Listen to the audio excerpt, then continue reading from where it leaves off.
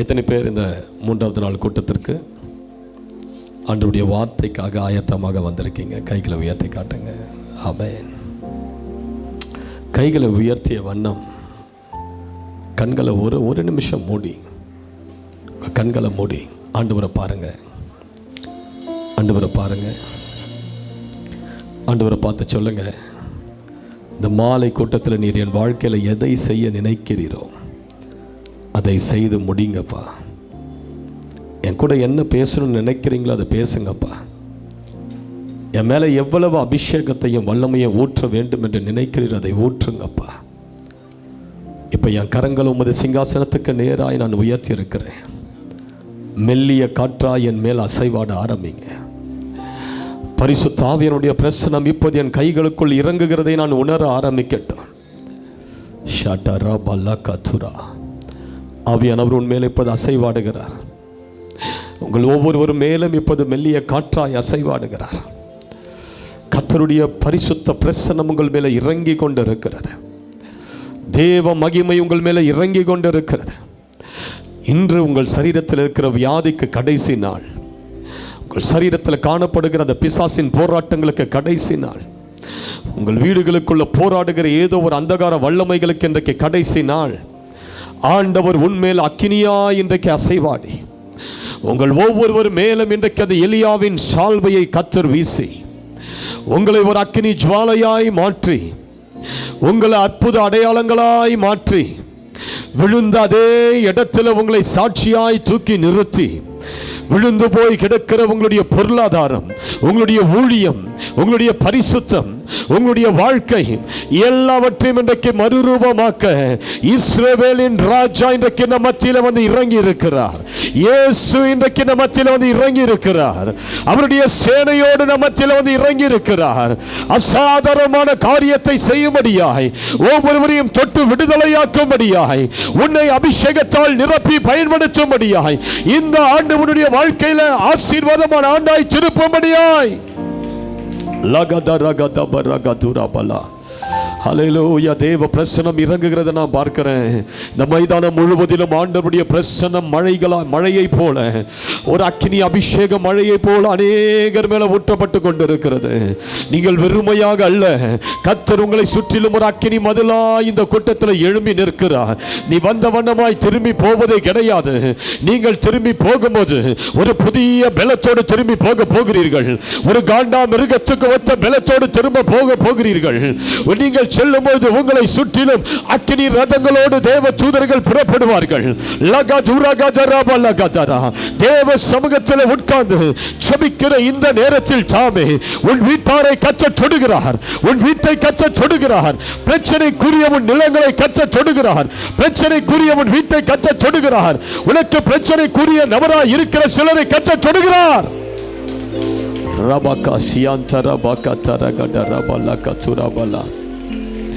என் தேவனுடைய நாமம் மகிமைப்படுவதாக. ஹல்லேலூயா, ஹல்லேலூயா. துரிதமாக நம் ஆண்டவருடைய வார்த்தைக்கு நேராய் கடந்து செல்வோம். எடுத்துக்கொள்ளுங்கள். வெளிப்படுத்தினல் விசேஷம் 21ஆம் அதிகாரம் 4வது வசனம்.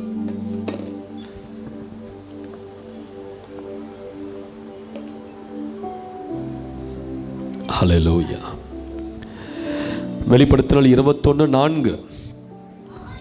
அவர்களுடைய கண்ணீர் யாவையும் தேவன் துடைப்பார்.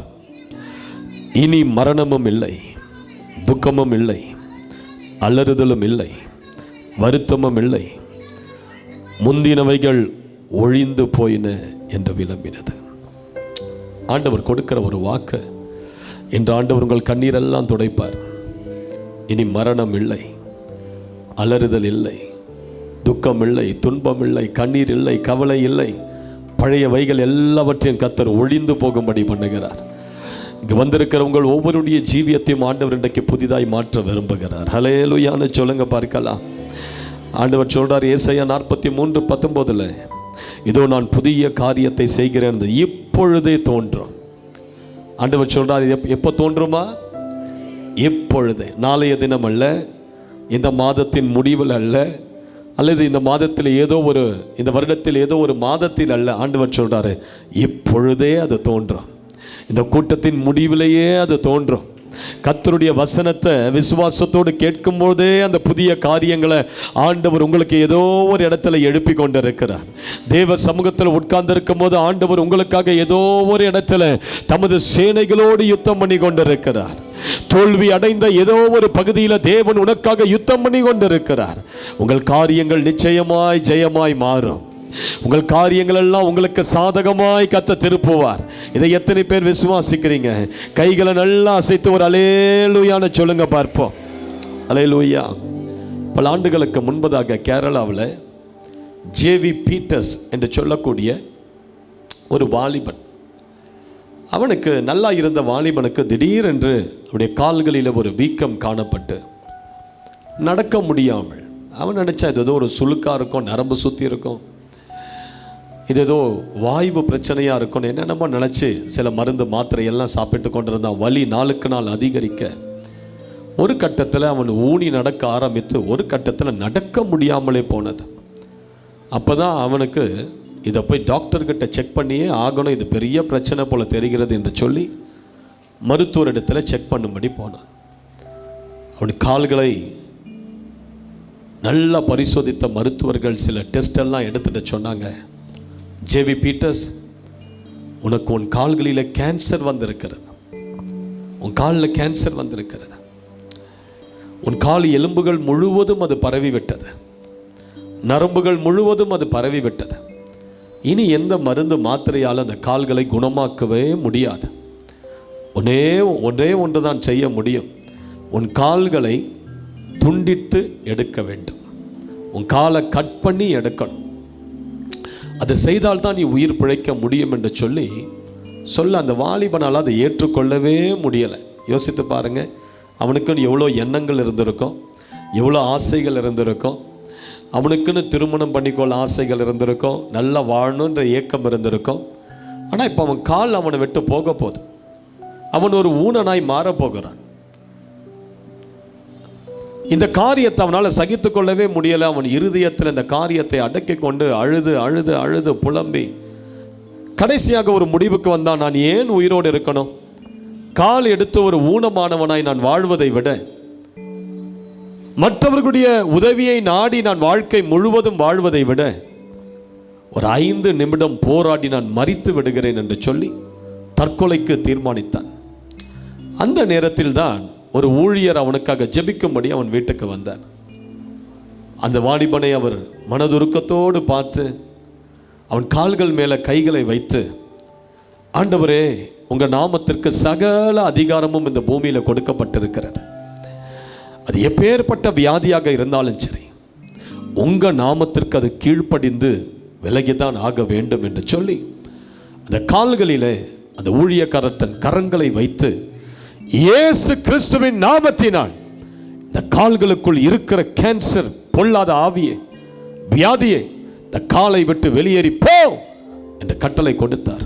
அவ்வளோதான். கொஞ்ச நேரத்தில் பல மாதங்களாக இருந்த அந்த கால் வலி கொஞ்ச நேரத்தில் அவன் கால்களை விட்டு அகன்று போனது. அது வரைக்கும் செய்ய முடியாததெல்லாம் அவன் எழுந்து செய்ய ஆரம்பித்தான். குதித்து பார்த்தான், நடந்து பார்த்தான், மடக்கி பார்த்தான், எல்லாவற்றையும் அவனால் செய்ய முடிந்தது. அவனால் நம்பவே முடியலை. சில நாட்கள் கழித்து திரும்ப அவன் மருத்துவமனைக்கு போய் முன் செய்த எல்லா பரிசோதனைகளை திரும்ப செய்து பார்க்கும் போது டாக்டர்ஸ்களுக்கு ஒரே ஆச்சரியம். என்னப்பா, போன முறை நாங்கள் தான் இந்த கால்களை பரிசோதித்து இந்த எலும்புகள் முழுவதும் கேன்சர் இருப்பதை கண்டோம். இதெல்லாம் ஆச்சரியமாக இருக்குது. இப்போ பார்த்தா உன் காலில் கேன்சருக்கான அறிகுறியே இல்லையே, எங்கே போச்சு அந்த கேன்சர் வியாதி? டாக்டர்ஸ்களுக்கு அது ஒரு பெரிய ஆச்சரியம். அல்லேலூயா. இயேசு அந்த ஜேவி பீட்டர்ஸனுடைய கால்களை முற்றிலுமாய் குணமாக்கி விட்டார். அல்லேலூயா. அந்த வாலிபன் அதுக்கு பிறகு ஒரு தீர்மானம் எடுத்தான். ஆண்டவரே, என் வாழ்க்கையே போக வேண்டிய சூழ்நிலையில் நீர் என்னை காப்பாற்றி குணமாக்கி என் பிராணனை நீர் அழிவுக்கு தப்புவித்தீர்.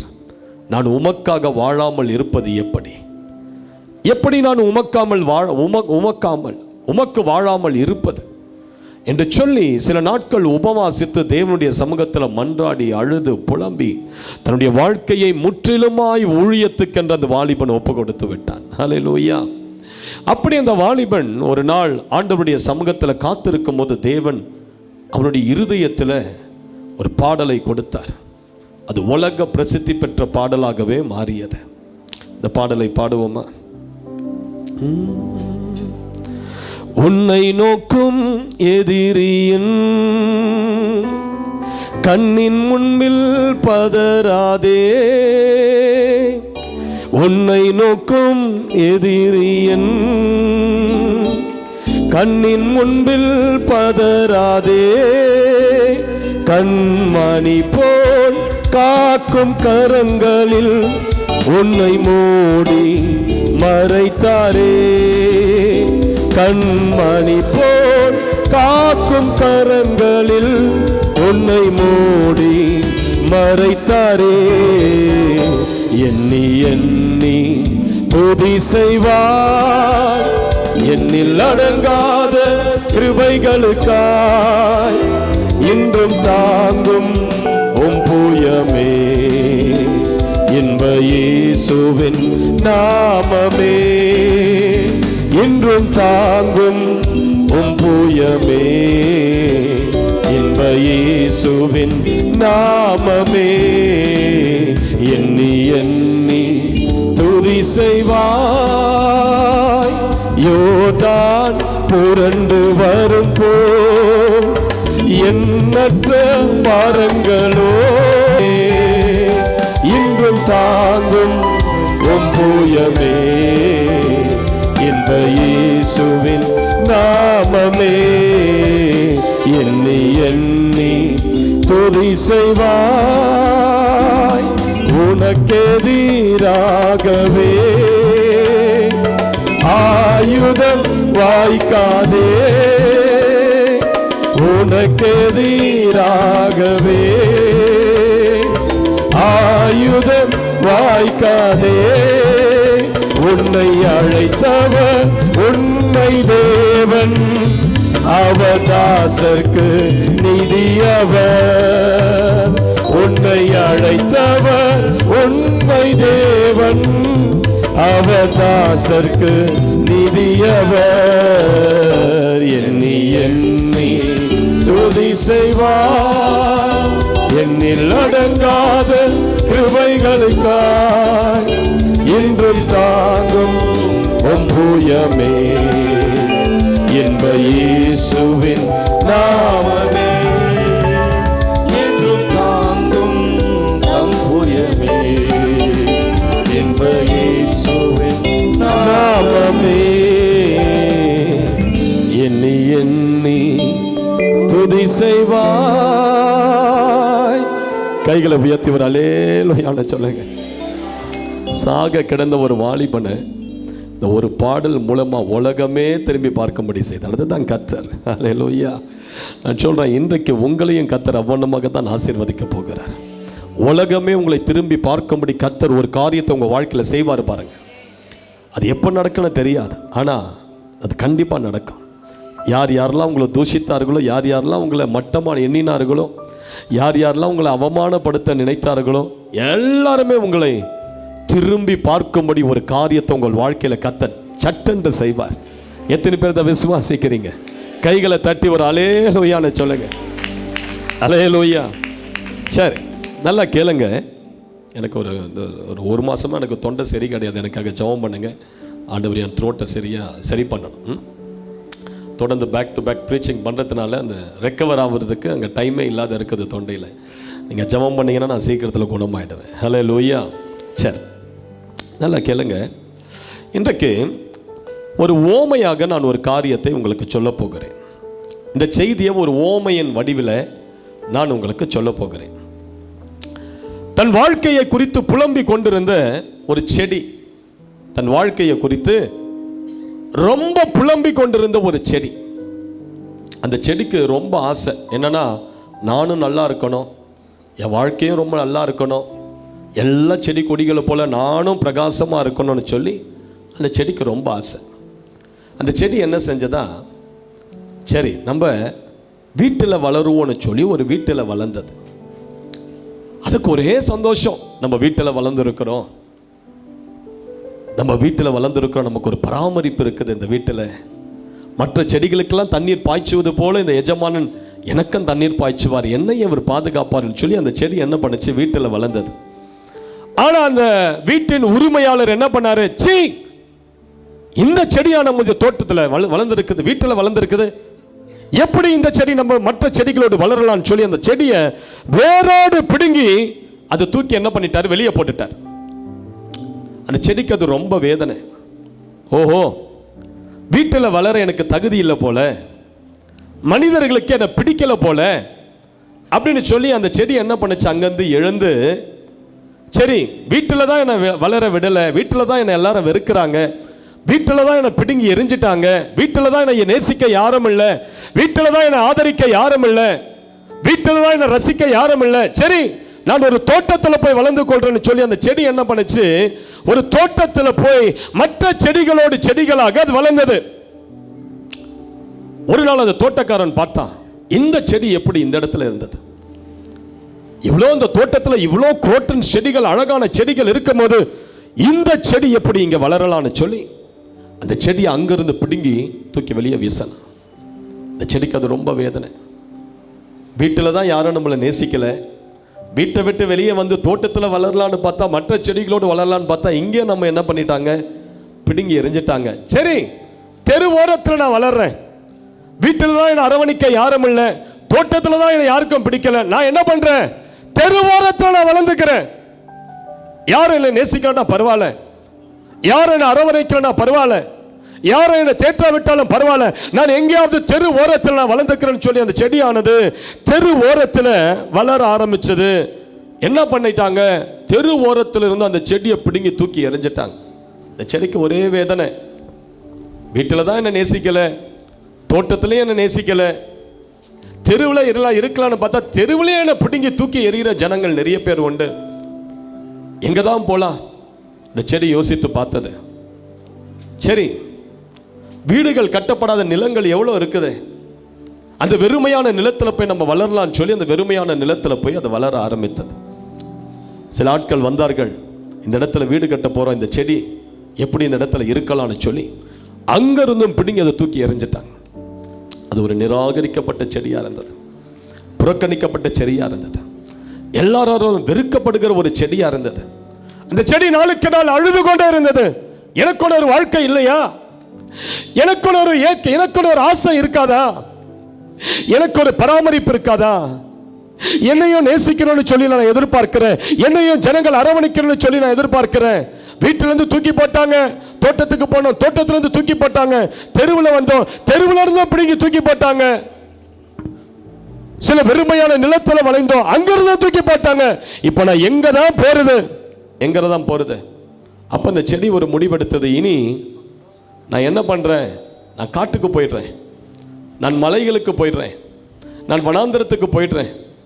மனுஷர்கள் தான் என்னை பிடுங்கி போடுறாங்க, மனுஷர்கள் தான் எல்லாரும் என்னை வெறுக்கிறாங்க, எல்லாரும் என்னை நிந்திக்கிறாங்க, எல்லாரும் என்னை மிதிக்கிறாங்க, எல்லாரும் என்னை வெட்டி எறிகிறாங்க, நான் எதுக்கு இங்கே வாழணும்? அந்த நிராகரிக்கப்பட்ட அந்த செடி என்ன பண்ணுச்சு, நான் வனாந்திரத்துக்கு போயிடுறேன், மலைகளுக்கு போயிடுறேன், காடுகளுக்கு போயிடுறேன்னு சொல்லி அந்த செடி அங்கே போயிடுச்சு. நான் தனியாகவே வாழ்ந்துக்கிறேன், என் வாழ்க்கை முழுவதும் நான் தனியாகவே வாழணும்னு தான் எழுதி இருக்கிறது போல நான் தனியாகவே வாழ்ந்து கொள்றேன். இந்த செடி அதிக வேதனையோடு, பாரத்தோடு, கண்ணீரோடு, துன்பத்தோடு அது வனாந்திரத்துக்கு போய்விட்டது. மனிதர்கள் பார்வைக்கு புறம்பாய் அது போய்விட்டது. மனிதர்களே வேண்டாம் என்று சொல்லி வெறுத்தது. தனியாக ஒரு மலை காடுகளில் அது வளர ஆரம்பித்தது. அது என்ன பாஸ்டர் செடி அப்படின்னு கேட்குறீங்களா? அதுதான் முட்செடி. அதுதான் முட்செடி. யாராவது முட்செடியை நேசிப்போமா? உங்கள் வீட்டில் முட்செடி வளர்ந்தா நீங்கள் சும்மா இருப்பீங்களா? இல்லை உங்கள் வீட்டு காம்பவுண்டில் ஒரு முட்செடி புதார்புறம் வளருது, சும்மா இருப்பீங்களா? அல்லது உங்கள் தோட்டத்தில் ஒரு முட்செடி வளருது, நீங்கள் சும்மா இருப்பீங்களா? அல்லது நீங்கள் வீடு கட்டக்கூடிய இடத்துல ஒரு முட்செடி வளர்ந்து சும்மா இருப்பீங்களா? இருக்க மாட்டோம். அதை என்ன பண்ணுவோம்? அதை பிடுங்கி எறிவோம், அதை வேரோடு பிடுங்கி அதை எறிவோம், அதை வெட்டி எறிவோம். இந்த முட்செடிக்கு ஒரு பயங்கர வேதனை. நல்லா கேளுங்க, முட்செடி எப்போ தெரியுமா பூமியில் முளைத்தது? எப்போ பூமியில் முளைத்தது தெரியுமா? ஆதியாகமம் 3ஆம் அதிகாரம் 17-18 வசனத்தை நான் சீக்கிரமா வாசிக்கிறேன். ஆதியாகமம் 3:17-18. பின்பு அவர் ஆதாமை நோக்கி, நீ உன் மனைவியின் வார்த்தைக்கு செவி கொடுத்து புசிக்க வேண்டாம் என்று நான் உனக்கு விலக்கின விருட்சத்தின் கனியை புசித்ததினால் பூமி உன் நிமித்தம் சபிக்கப்பட்டிருக்கும். நீ உயிரோடு இருக்கும் நாளெல்லாம் வருத்தத்தோடு அதன் பலனை புசிப்பாய். அது உனக்கு முள்ளும் குறுக்கும் முளைப்பிக்கும் வெளியின் பயிர் வகைகளை புசிப்பாய். பூமி எப்போது சபிக்கப்பட்டதோ அப்போ கடைசியா முளைத்த ஒரு செடி தான் முட்செடி. இது பூமி நல்லா இருக்கும் போது முளைக்கல. எப்பொழுது ஆதாம் ஏவாள் பாவம் செய்து பூமியை ஆண்டவர் சபித்தாரோ அப்பொழுது முளைத்தது தான் இந்த முட்செடி. முளைத்தது தான் இந்த முட்செடி. பூமி சபிக்கப்பட்ட பிறகு இது முளைத்தது. நல்லா கேளுங்க, மனுஷனை பாவத்தில் விழத்தள்ளின நன்மை தீமை அறியத்தக்க மரம்லாம் எங்க இருக்குது? ஏதேன் தோட்டத்துக்குள்ள இருக்குது. பாவத்தில் தள்ளின மரமெல்லாம் உள்ள இருக்குது. ஆனா இந்த முட்செடி எங்கேயோ புறம்பே இருக்குது. இந்த முட்செடிக்கு பயங்கர வேதனை. துன்மார்க்கெல்லாம் இருக்க வேண்டிய இடத்துல இருக்கிறான். தீமை செய்யறவெல்லாம் உள்ள இருக்கிறான். அக்கிரமம் செய்யறவெல்லாம் நல்ல இடத்துல இருக்கலாம். ஆனா நான் ஏன் புறம்பே இருக்கிறேன்? நான் ஏன் தோட்டத்துக்கு வெளியே இருக்கிறேன்? நான் ஏன் பூமி சபிக்கப்பட்ட பிறகு நான் முளைத்தேன்? முள் சாபத்திற்கு அடையாளமாகவே காணப்பட்டது. மனிதர்கள் எப்போதெல்லாம் முள்ளை பார்க்க ஆரம்பித்தார்களோ அதை என்ன பண்ணாங்க? எரிச்சலோடு பார்க்க ஆரம்பித்தாங்க. ஓ முள்ளா, இது சாபத்துக்கு அடையாளம். மனிதனுடைய பாவத்திற்கு, பாவத்தின் விளைவாக இது முளைத்ததற்கு அடையாளம் என்று சொல்லி முள்ளை பார்க்கும் போதெல்லாம் மனிதர்கள் மிதித்தார்கள், அதை வெட்டி பிடுங்கி எறிந்தார்கள். இந்த முள்ளுக்கு பயங்கர வேதனை. நான் மட்டும் என்ன பாவம் செஞ்ச ஆண்டவரே? நீங்க தான் ஆண்டவரே என்னை படைச்சீங்க. ஏன் ஆண்டவரே எல்லாரும் என்னை வெறுக்கிறாங்க? என்னை பார்க்கும் போதெல்லாம் பாவத்தின் அடையாளம்னு சொல்றாங்க, என்னை பார்க்கும் போதெல்லாம் சாபத்தின் அடையாளம்னு சொல்றாங்க. ஏன் ஆண்டவரே என் வாழ்க்கை இப்படி இருக்குது? என்ன மட்டும் ஏன் ஆண்டவரே இப்படி சாபத்தின் ஒரு அடையாளமா என்னை படைச்சிட்டீங்க? ஏன் ஆண்டவரே நான் விளையணும்னு நினைத்த இடத்துல ஜனங்களை என்னை பிடுங்கி பிடுங்கி தூக்கி எறிகிறாங்க. ஜனங்களை பாவத்துக்குள் தள்ளின மரமெல்லாம் தோட்டத்துக்குள்ள வச்சிருக்கீங்க. என்ன ஆண்டவரே இப்படி படைச்சிட்டீங்க? இந்த முட்செடி நாளுக்கு நாள் அழுது புலம்பிக் கொண்டே இருந்தது. அல்லேலூயா. சிஸ்டர் பிரதர், இந்த முள்ளு எதற்கு அடையாளம்னு சொல்லி பைபிள் வசனம் சொல்லுது. 2 சாமுவேல் 23:6 எடுத்து வாசிக்கும் போது இது பேலியாளின் மக்களுக்கு அது அடையாளமா, அதாவது பாவிகளுக்கும் துன்மார்களுக்கும் முட்கள் அடையாளமாக காணப்படுகிறது. ஏசாயா 33:12 சொல்லுகிறது, முட்செடியானது வெட்டப்பட்டு சுட்டரிக்கப்பட வேண்டும் என்று எழுதப்பட்டிருக்கிறது. 2 கொரிந்தியர் 12:7 பவுல் சொல்றாரு, என் சரீரத்தில் ஒரு முள் கொடுக்கப்பட்டிருக்கிறது, என்னை கொட்டும் சாத்தானுடைய தூதனா இருக்குது. முட்செடியானது பாவத்துக்கும் துன்மார்க்கத்துக்கும் பேலியாளின் மக்களுக்கு அடையாளமா இருக்குது. முட்செடியானது வெட்டி சுட்டரிக்கப்படுவதற்கு அது அடையாளமா இருக்குது. முட்செடியானது சாத்தானுடைய தூதனுக்கு அடையாளமா இருக்குது. அது வேதனைக்கு அடையாளமா இருக்குது. இதுதான் முட்செடியினுடைய நிலை. என் காலம் மாறாதா? அந்த முட்செடிக்கு ஒரு எண்ணம் இருந்து கொண்டே இருந்தது. என் காலம் மாறாதா? ஏன் எல்லாரும் வெட்டி வெட்டி தூக்கி எரிஞ்சுக்கிட்டே இருக்கிறாங்க? நான் என்ன செஞ்சேன்? ஆண்டவர் தான் என்னை முளைப்பித்தாரு, ஆண்டவர் தான் என்னை படைச்சாரு. ஏன் எல்லாரும் வெறுக்கிறாங்க? ஏன் என்னை பாவி துன்மார்க்கன் என்று சொல்லி என்னை அடையாளப்படுத்தி கொண்டிருக்கிறார்கள்? நான் என்ன செய்தேன்? என்ன பாவம் செய்தேன்? அந்த முட்செடி தனக்கு ஒரு நல்ல வாழ்க்கை கிடைக்காதா என்று சொல்லி பல ஆண்டுகளாக போராடி கொண்டிருந்தது. எனக்கு ஒரு நல்ல வாழ்க்கை கிடைக்காதா பிரதர்? நான் ஏன் இப்படி இருக்கிறேன்? எனக்கு ஒரு நல்ல வாழ்க்கை ஆண்டவர் தரமாட்டாரா? நான் வாழ்க்கை முழுவதும் சாபத்தின் அடையாளமா தான் வாழணுமா? வாழ்க்கை முழுவதும் என்னை வெட்டி தூக்கி எரிந்து கொண்டுதான் இருப்பார்களா? வாழ்க்கை முழுவதும் நான் பேலியாளின் மக்கள் என்கிற அடையாளத்தோடு தான் இருக்கணுமா? இந்த முட்செடி கண்ணீரோடு கூப்பிட்டு கொண்டிருந்தது. சிஸ்டர் பிரதர், ஒரு நாள் இந்த முட்செடிக்கு ஒரு ஆசை வந்தது.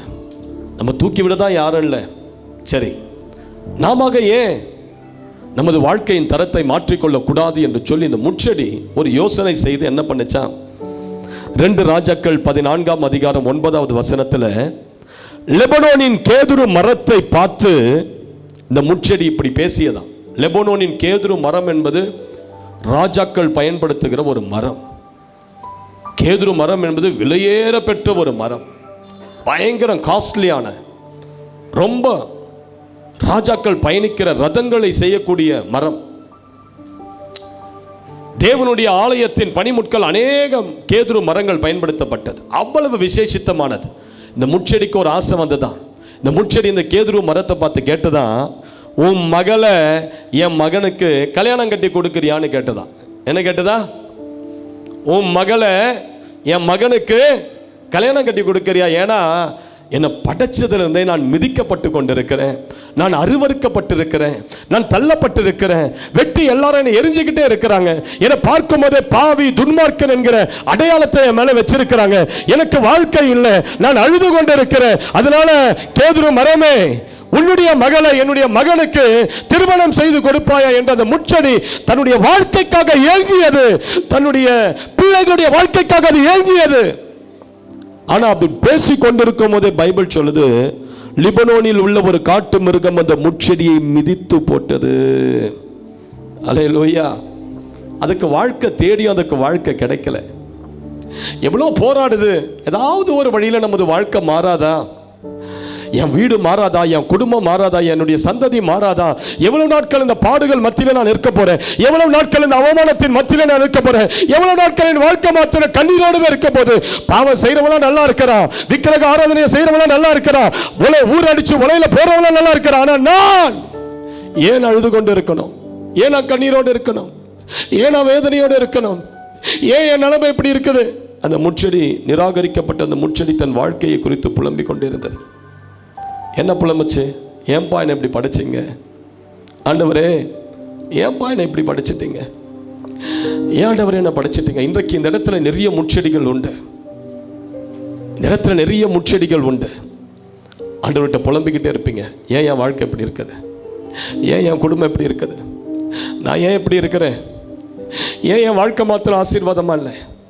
ஏன் என் பிள்ளைகளுடைய வாழ்க்கை எப்படி இருக்குது? ஏன் என் ஊழியம் மாத்திரம் செழிக்கலை? ஏன் நான் எவ்வளவு முயற்சித்த என்னால் முன்னேற முடியல? ஏன் என் சரீரத்தில் மட்டும் இந்த வியாதி?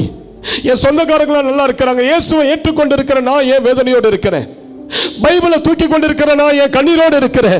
ஏன் என் வீட்டில் அந்த துக்கம்? ஏன் என் வீட்டில் அந்த சாபம் என்று சொல்லி இங்கு அநேக முட்செடிகள் தேவன் எனக்கு புலம்பிக் கொண்டிருக்கிறது. எனக்கு ஒரு காலம் வராதா? எனக்கு ஒரு ஆசீர்வாதமான நாட்கள் வராதா?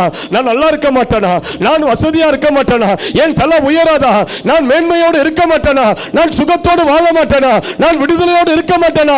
ஏன் என் வாழ்க்கையில் இவ்வளவு வேதனை? தேவனை நோக்கி புலம்பிக் கொண்டிருக்கிற முட்செடியை, தேவன் உனக்கு ஒரு திட்டத்தை வைத்திருக்கிறார். தேவன் உனக்கென்று ஒரு திட்டத்தை வைத்திருக்கிறார். ஏன் என் வாழ்க்கை எப்படி இருக்குதுப்பா? ஏன்பா நான் இப்படி படிச்சிட்டீங்க? ஏன்பா நான் அழுதுகிட்டே இருக்கிறேன்? ஏன்பா நான் அனாதை ஆயிட்டேன்? எல்லாரும் இருந்தால் ஏன்பா நான் கைவிடப்பட்டு இருக்கிறேன்? ஏன் எல்லாரும் என்னை வெறுக்கிறாங்க? ஏன் எல்லாரும் என்ன மிதிக்கிறாங்க? ஏன் எல்லாரும் என்ன வெட்டி தூக்கி எறிஞ்சிட்டாங்க? வீட்டில் இருந்து தூக்கி எறிஞ்சிட்டாங்க. ரோட்டில் போய் வாழலான்னு பார்த்தா அங்கேயும் பிடிங்கி எறிகிறாங்க. நம்பி போன மனிதர்கள் எல்லாமே என்னை பிடுங்கி தூக்கி எறிந்து கொண்டே இருக்கிறார்கள். ஏன்பா என்ன இப்படி படைச்சிங்க என்று சொல்லி அந்த முட்செடி நாளுக்கு நாள் அழுது புலம்பியது போல, தேவ பிள்ளையே, ஒருவேளை இன்றைக்கு நீ அழுது புலம்பி கொண்டிருக்கிறாயோ, இன்றைக்கு உனக்கு நான் ஒன்றை சொல்லட்டும். ஆண்டவர் உனக்கு ஒரு நல்ல எதிர்காலத்தை வைத்திருக்கிறார். முட்செடியை போல ஒரு வேளை உன் வாழ்க்கை இருக்கலாம். அந்த முட்செடியை போல ஒரு வேளை நீ புலம்பி கொண்டிருக்கலாம். நல்லா கேளுங்க, உங்களை ஆசீர்வதிக்க தேவன் ஒரு காலத்தை வைத்திருக்கிறார். உங்களை உயர்த்த ஒரு காலத்தை வைத்திருக்கிறார். உங்களுக்கும் ஒரு தேவ திட்டம் உங்கள் வாழ்க்கையில் மறைந்திருக்கிறது. ஹல்லேலூயான்னு சொல்லுங்க பார்க்கலாம்.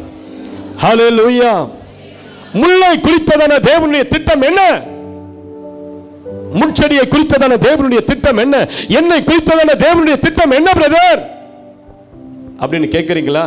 இன்னைக்கு நான் ஒரு 3 காரியங்களை சொல்றேன். எத்தனை பேர் இந்த முட்செடியை வெறுப்போடு அருவருப்போடு, யாரும் முட்செடியை பார்த்து ரசிக்க மாட்டோம். எத்தனை பேர் முட்செடியை பார்த்து ரசிக்கிறவங்க இங்கே உண்டு? கைகளை உயர்த்துங்க. யாராவது இங்கே முட்செடியை பார்த்து வா இது முள்ளெல்லாம் எப்படி இருக்குது பாரு ரசிக்கிறவங்க உண்டா?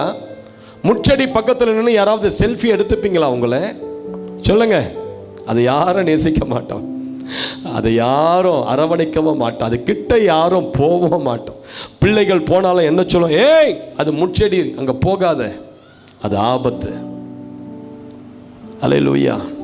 இப்படிப்பட்ட முட்செடியை குறித்ததான தேவனுடைய திட்டம் எல்லாராலும் அருவருப்பாய் பார்த்த அந்த முட்செடி முதல் முறையாக ரசிக்கப்பட்டது. அருவருப்பாய் பார்த்த அந்த முட்செடி ரசிக்கப்பட்ட ஒரு பகுதி எப்ப தெரியுமா?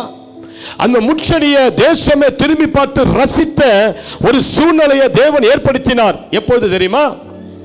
உன்னத பாட்டு 2:2 முள்ளுகளுக்குள்ளே லீலி புஷ்பம் எப்படி இருக்கிறதோ அப்படியே குமாரத்திகளுக்குள்ளே எனக்கு பிரியமானவளும் இருக்கலாம். எல்லாராலும் வெறுக்கப்பட்ட இந்த முட்செடிக்குள்ள இப்ப ஆண்டவர் என்ன பண்றாருன்னா லீலி புஷ்பத்தை உண்டு பண்றார். எவ்வளவோ மரங்கள் இருக்க, எவ்வளவோ செடிகள் இருக்க, இந்த லீலி புஷ்பத்தை ஆண்டவர் எங்க மலர செய்கிறார்னா முள்ளுகளுக்குள் மலர செய்தாராம். உன்னை எல்லாரும் வெறுத்தாங்கல்ல, உன்னை எல்லாரும் அருவருப்பா பார்த்தாங்கல்ல, உன்னை எல்லாரும் உதாசீனப்படுத்தினாங்கல்ல, சீ இந்த பொம்பளையான்னு சொன்னாங்கல்ல, உன்னை பார்த்து அவன் வீடா அந்த வீட்டுக்கு மட்டுமே போகக்கூடாதுன்னு நினைச்சாங்கல்ல, அப்படி உன்னை அருவருத்த ஜனங்கள் உன்னை ஆச்சரியத்தோடு பார்க்க செய்த எப்போது முள்ளுகளுக்குள்ள லீலி புஷ்பமாகிய இயேசுவை தேவன் உனக்குள் எழுப்பின போது, உனக்குள்ள லீலி புஷ்பத்துக்கு அடையாளமா இருக்கிற ரட்சிப்பை தேவன் உனக்கு கொடுத்த போது, ஹல்லேலூயா, உன்மேல இரக்கத்தையும் கிருபையும் தேவன் வைத்த போது, முல்லை போல இருந்த உன் வாழ்க்கை இப்போது எப்படி மாற்றப்படுகிறது, அது ஆச்சரியமாய் பார்க்கப்படுகிறது. இப்படி இருந்த மனுஷனா இப்படி ஆயிட்டா? சிஸ்டர் பிரதர், முள்ள போல இருக்கிற உன் வாழ்க்கை எல்லாருக்கும் ஆச்சரியமா மாறணும்னா இயேசு அங்க முளைக்கணும். உன் முள்ளான வாழ்க்கைக்குள்ள இயேசு முளைத்து எழும்பணும். ரட்சிப்பு என்கிற ஒரு பூ உனக்குள்ள எழும்பணும். அந்த லீலி புஷ்பம் அந்த முட்களுக்குள்ளே வளரும் போது அது அவ்வளவு அழகாக காணப்பட்டது. அவ்வளவு பேர் அதை ரசிப்பார்களா? அதோ அந்த முட்களுக்குள்ள ஒரு லீலி புஷ்பத்தை பார். உன் வாழ்க்கை எவ்வளவு முள்ளாக இருந்தாலும், எவ்வளவு பிரச்சனைக்குரியதாக இருந்தாலும், இயேசு உனக்குள் முளைத்து எழும்புவாரானால் உன் வாழ்க்கையை அநேகர் பார்த்து ரசிக்க ஆரம்பிப்பார்கள். கைகளை உயர்த்தி ஒரு அல்லேலூயான்னு சொல்லுங்க பார்க்கலாம். அல்லேலூயான்னு சொல்லுங்க பார்க்கலாம். உன் வாழ்க்கை மாற்றப்பட, உன் வாழ்க்கை அரவணைக்கப்பட, உன்னை அநேகர் பார்த்து ஏற்றுக்கொள்ள, உன்னை வெறுத்தவர்களுடைய கண்களே உன்னை பார்த்து ரசிக்கும்படியாக உன் வாழ்க்கை மாற வேண்டும் என்றால் இந்த வானத்தையும் பூமியையும் படைத்த ஆண்டவராகிய இயேசு என்கிற அந்த தெய்வம் உனக்குள்ள முளைத்து எழும்புவாரானால் நான் சொல்றேன், அநேகருக்கு நீ ஆசீர்வாதமாய் மாற முடியும்.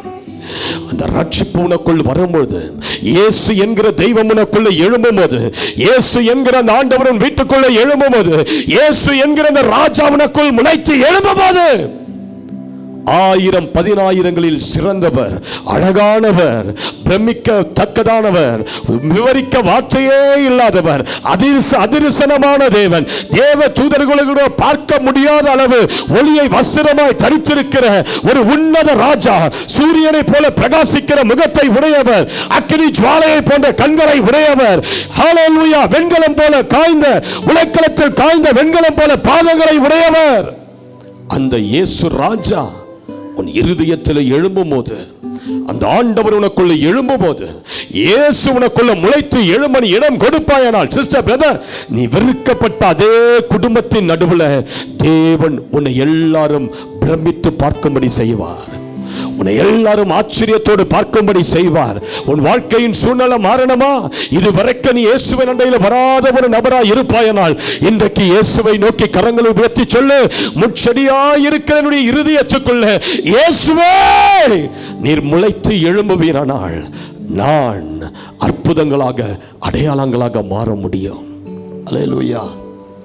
பல ஆண்டுகளுக்கு முன்பதாக 1916 அமெரிக்கா தேசத்தில் நல்ல விசுவாசம் நிறைந்த, நல்ல ஜெப ஆவியில நிறைந்திருந்த ஒரு ஸ்திரீக்கும் ஒரு மனிதனுக்கும் திருமணம் நடந்தது. ஒரு குழந்தை பிறந்தது. இந்த குழந்தை பிறந்து எப்படி பிறந்ததுன்னா, அது பிறந்ததை விட செத்து இருக்கலாம் என்ற சூழ்நிலையில் அது பிறந்தது. கிட்டத்தட்ட 13 பெரிய வியாதிகள் அந்த பிள்ளையினுடைய உடம்புல இருந்தது. அந்த பிள்ளையினுடைய உடம்புல டிபி, 2 இடத்துல அந்த பிள்ளைக்கு டிபி பரவி இருந்தது. அந்த பிள்ளை வளர்ந்து வரும்போது தான் தெரியுது அதுக்கு ஆர்த்ரைட்டிஸ் ப்ராப்ளம் இருந்தது.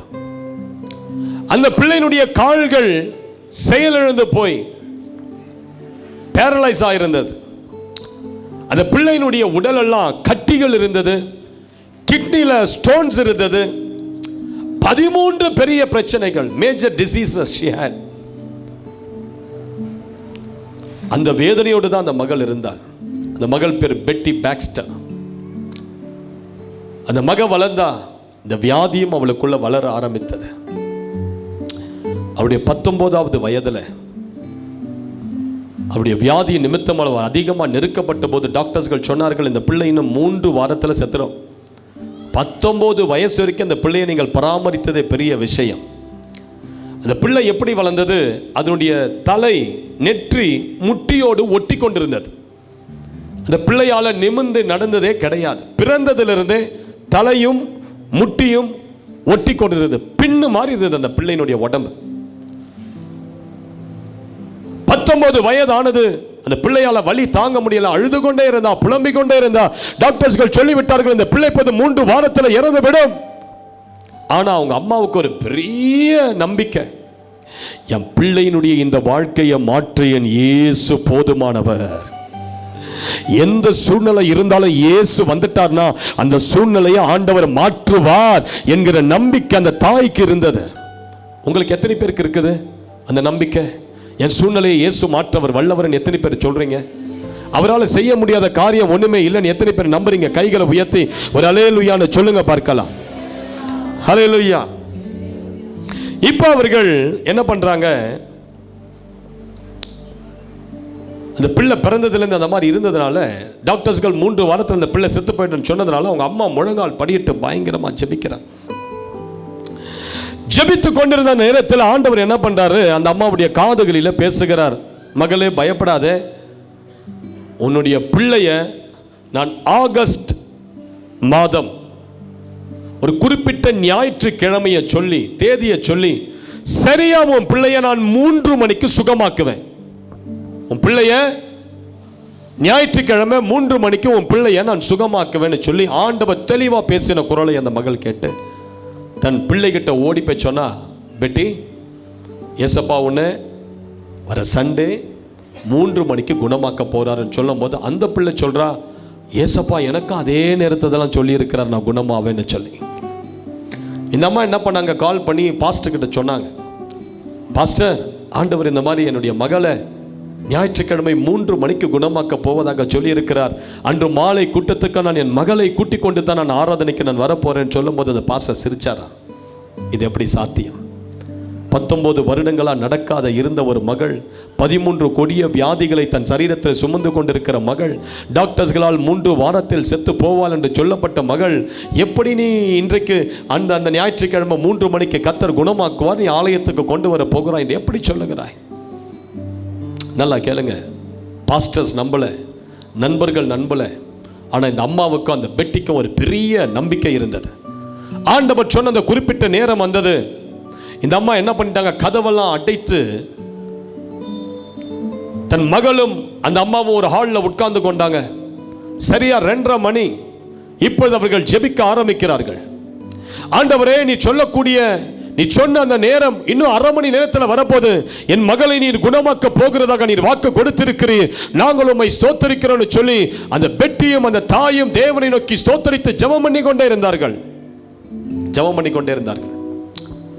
சரியா 2:50 2:55 ஆகும்போது என்ன நடந்தது? ஒரு இயற்கைக்கு அப்பாற்பட்ட செயல் அந்த வீட்டில் நடந்தது. பூட்டப்பட்டிருந்த அந்த வீட்டுக்குள்ள திடீரென்று ஒரு சுழல் காற்று வீச ஆரம்பித்தது. ஸ்கிரீன் எல்லாம் அந்த ரூம்ல பறக்க ஆரம்பித்தது. ஹாலில் இருக்கிற ஸ்கிரீன் எல்லாம் பறக்க ஆரம்பித்தது. இந்த பெட்டியும் அவங்க அம்மாவும் அந்த சுழல் காற்று அப்படியே பார்க்கிறார்கள். அந்த சுழல் காற்று அந்த வீடை சுற்றிலும் அப்படியே சுற்றி கொண்டு ஒரு இடத்துல வந்து நின்னது. அந்த சுழல் காற்றிலிருந்து இயேசு வெளியே வந்தார். டைரக்டா அந்த மகள் பெட்டி கிட்ட போனார். பெட்டி, யூ ஆர் ஹீல்ட் என்று சொல்லி அந்த மகளை தன் கரத்தால் தொட்டான். அந்த நொடி பொழுது அந்த மகளுடைய முடங்கி இருந்த அந்த எலும்புகள் அப்படியே சத்தமிட்டு கொண்டு கரகரகரகரகரன்னு சத்தமிட்டு கொண்டு அந்த மகள் அப்படி நிமிர்ந்து உட்கார்ந்தா. ஆண்டவர் அவள் கையை பிடித்து தூக்கினார். அவள் எழுந்து நின்றா. 5 அடி உயரத்தில் இருந்தா, என்னுடைய உயரத்துக்கு கொஞ்சம் கீழே. அல்லேலூயா, அல்லேலூயா. நம்பவே முடியல அந்த அம்மாவால. ஆண்டவரே இறங்கி வந்து குணமாக்கிட்டார். அந்த அம்மா உடனே கடைக்கு ஓடி போய் அழகிய ஒரு ஃப்ராக்கை வாங்கி கொண்டு வந்து தன் மகளுக்கு உடுத்தி, ஒரு ஷூவை வாங்கி கொண்டு வந்து மகளுக்கு உடுத்தி அன்று மாலை ஆராதனைக்கு தன் மகளை கரம் பிடித்து நடத்தி சென்றார்கள். அந்த மாலை ஆராதனை இந்த மகளை பார்த்த உடனே ஒரு எழுப்புதல் ஆராதனையாகவே மாறிவிட்டது. ஹல்லேலூயா. அதற்கு பிறகு ஆண்டவர் அந்த பெட்டி பாக்ஸ்டரோடு கூட இடைப்பட்டு அந்த மகளை தேசம் தேசமாக கொண்டு சென்று பயன்படுத்தினார். யூடியூப்ல போட்டு பாருங்க, அந்த பெட்டி பாக்ஸ்டர் ஸ்டோரின்னு அந்த அம்மா பிரசங்கம் பண்ணுவாங்க பாருங்க. அந்த நாட்களில் இந்த பெட்டி பாக்ஸ்டர் ஸ்டோரி என்று சொல்லக்கூடிய ஒரு சிறு புத்தகம் இந்தியா முழுவதும் அநேக திருச்சபைகளுக்கு கொடுக்கப்பட்டு எவ்வளோ பேருடைய விசுவாசம் கட்டி எழுப்பப்பட்டது.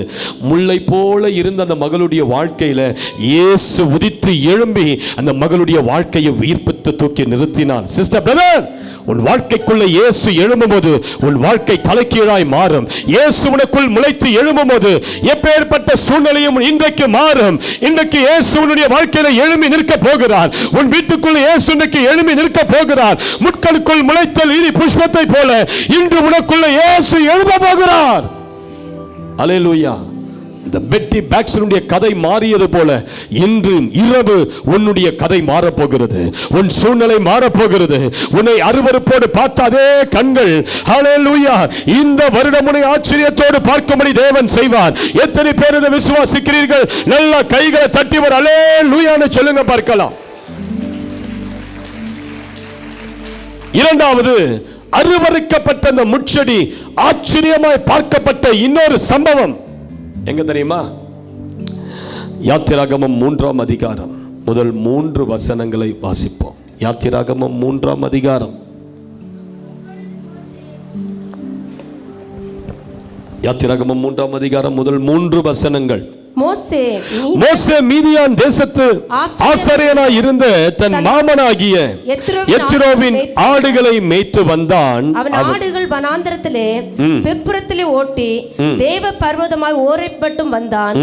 அங்கே கர்த்தருடைய தூதனானவர் ஒரு முட்செடியின் நடுவில் இருந்து உண்டான அக்கினி ஜுவாலையிலே நின்று அவனுக்கு தரிசனமானார். அப்பொழுது அவன் உற்று பார்த்தான். முட்செடி அக்கினியால் ஜுவாலித்து எரிந்தும் அது வெந்து போகாமல் இருந்தது.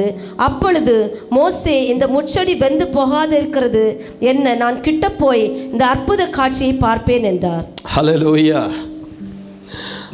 நல்லா கேளுங்க.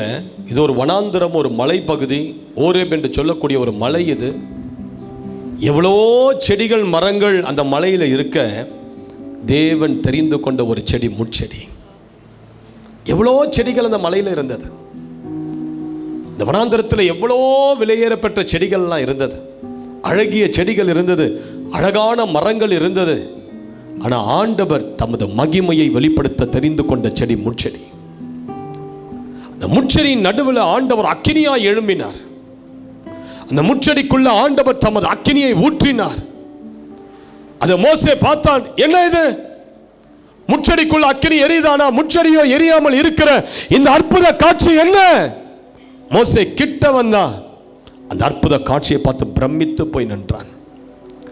இந்த சம்பவம் எங்க நடந்தது? ஓரேப். ஓரேப்னா என்ன தெரியுங்களா? உபயோகமற்ற நிலம். உபயோகமற்ற நிலத்தில் தான் அந்த முட்செடி இருந்தது. சிஸ்டர், பிரதர், இன்றைக்கு ஒரு வேளை உங்களை எல்லாருமே உபயோகமற்ற சூழ்நிலையில் தள்ளி இருக்கலாம். உங்கள் வேலை ஸ்தலத்தில் உபயோகமற்ற ஒரு சூழ்நிலையில் உங்களை தள்ளி இருக்கலாம். உங்கள் குடும்பத்தில் நீங்கள் உபயோகமற்ற ஒரு சூழ்நிலையில் தள்ளப்பட்டிருக்கலாம். சமுதாயத்தில் உபயோகமற்ற ஒரு சூழ்நிலை நீங்கள் தள்ளப்பட்டிருக்கலாம். பயப்படாதீங்க. ஆண்டவர் இன்றைக்கு உங்கள் மேலே ஒரு அக்கினியை ஊற்ற போகிறார். அந்த முட்செடியின் மேலே ஒரு அக்கினி இறங்கியது. அந்த அக்கினி எரிந்தும் அந்த முட்செடி பற்றி எரியாமல் இருந்தது. மோசே, இது என்ன அற்புத காட்சி, முட்செடி எரியாமல் இருக்கிறது என்ன என்று சொல்லி அந்த முட்செடியை ஆச்சரியத்தோடு பார்க்கும்படி கிட்ட சேர்ந்தான். ஹல்லேலூயா. சிஸ்டர், பிரதர், சர்வ வல்லவரான தேவன் உன்னை தெரிந்து கொள்ளும்போது முதல்ல உனக்கு ரட்சிப்பை கொடுக்கிறார். அதற்கு பிறகு தமது அபிஷேகத்தை உன்மேல் ஊற்றுகிறார். ஒரு மனிதன் மேல அபிஷேகம் இறங்கும் போது அவன் எந்த சூழ்நிலையில் இருந்தாலும் அவன் ஆச்சரியமானவனாய் மாறிவிடுகிறான். ஒரு மனிதனுக்கு மேன்மை என்ன? கர்த்தர் கொடுக்கிற அபிஷேகம், கர்த்தர் கொடுக்கிற ஒரு அக்கினி அபிஷேகம். உங்கள் வாழ்க்கையில் எல்லாரும் உங்களை அருவறுத்து தள்ளினாங்களா, வெறுத்து தள்ளினாங்களா, நிந்தித்தாங்களா, உபயோகமற்றவர்கள் என்று சொன்னார்களா? பயப்படாதீங்க. ஆண்டவர்கிட்ட இன்று இரவு ஒரு அக்கினி அபிஷேகத்தை கேளுங்க. ஆண்டவர்கிட்ட, ஆண்டவரே, அந்த முட்செடியின் மேல் அக்கினி இறங்கிய போது ஆச்சரியத்தோடு பார்த்தார்கள். என் மேலும் ஒரு அக்கினி அபிஷேகம் இன்று இரவு இறங்குமானால் ஜனங்கள் உங்களை ஆச்சரியத்தோடு பார்க்க ஆரம்பிப்பார்கள். உன் சரீரத்துக்குள்ள ஒரு அக்கினி அபிஷேகம் இறங்கணும். ஆவியானவருடைய வல்லமை உங்கள் சரீரத்தின் மேலே இறங்கி வரணும். அப்பொழுது என்ன நடக்கும்? உங்களை சுற்றிலும் இருக்கிற ஜனங்கள் எல்லாரும் உங்களை தேடி வந்து பார்க்க ஆரம்பிப்பார்கள். அப்போஸ்தலர் 2வது அதிகாரத்தை எடுத்து வாசித்து பாருங்க. 120 பேர் மேல அக்கினிமயமான நாவுகள் இறங்கி வந்தது. பைபிள் சொல்லுது 3000 பேர் அதை பார்க்கும்படி கூடி வந்தார்கள். அது வரைக்கும் யூதர்களை யாருமே கண்டுகொள்ளல. அவர்கள் உதாசீனப்படுத்தப்பட்டவர்கள், படிப்பறிவில்லாதவர்கள், பேதமை அறிவில்லாதவர்கள் என்று சொல்லக்கூடிய அந்த 120 பேர் மேல ஒரு அக்கினி அபிஷேகம் இறங்கி வந்த உடனே 18 தேசத்தார்கள் அந்த இடத்துல கூடி வந்து, இது என்ன காரியம், என்ன இவங்க இப்படி பேசுறாங்க, இவங்க மேல இறங்கி இருக்கிற அந்த அபிஷேகம் எப்படிப்பட்டது, இவர்கள் பேசுகிற பாஷை எப்படிப்பட்டது என்று சந்தோஷத்தோடு ஒருவரோடு ஒருவர் சொல்லிக் கொண்டார்களா? அல்லேலூயா. ஒரு மனிதனை மேன்மைப்படுத்துவது என்ன தெரியுமா? அவன் மேல கர்த்தர் கொடுக்கிற அபிஷேகம். நீங்க அபிஷேகம் பெற்று பாருங்க, உங்கள் வாழ்க்கை தலைகீழா மாறும்.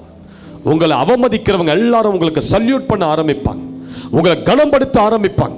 ஒரு மனிதனை எப்ப கனம் தேடி வரும்? நீங்களா போய் கேட்டு வாங்குவது அல்ல கனம். ஒரு மனிதன் மேல அபிஷேகிக்கும் போது அவனை பார்க்கிற மனிதர்கள் நடுங்க ஆரம்பிப்பார்கள். ஒரு மனிதன் மேல தேவனுடைய கரம் இருக்கும் போது அவனுக்கு முன்பதாக இருக்கிற ராஜாக்கள் நடுங்க ஆரம்பிப்பார்கள். மோசேயை பார்க்கும்போது பார்வோன் நடுங்கினான், மந்திரவாதிகள் நடுங்கினார்கள். தேவன் மோசேயை பார்வோனுக்கு தேவனாகவே வைத்திருந்தார். இஸ்ரவேல் ஜனங்கள் மோசேயை பார்க்க கூடாமல் நடுங்கினார்கள். ஏன்? மோசே மேல இருந்த ஒரு அபிஷேகம். உன் மேல ஒரு அபிஷேகம் இறங்கி வரும்போது முட்செடி போல அருவருக்கப்பட்டு தூக்கி எறியப்பட்டு பிடுங்கப்பட்டு நீ தேவையே இல்லை என்று சொல்லி அநேகர் உன்னை உதாசீனப்படுத்தி நிந்தித்து இருக்கலாம். நீங்க இன்று இரவு ஆண்டவரை பார்த்து கேட்டு பாருங்க, ஏசப்பா என் மேல ஒரு அக்கினியை அனுப்புங்க ஏசப்பா. அந்த முட்செடியின் மேல ஒரு அக்கினி இறங்கியது.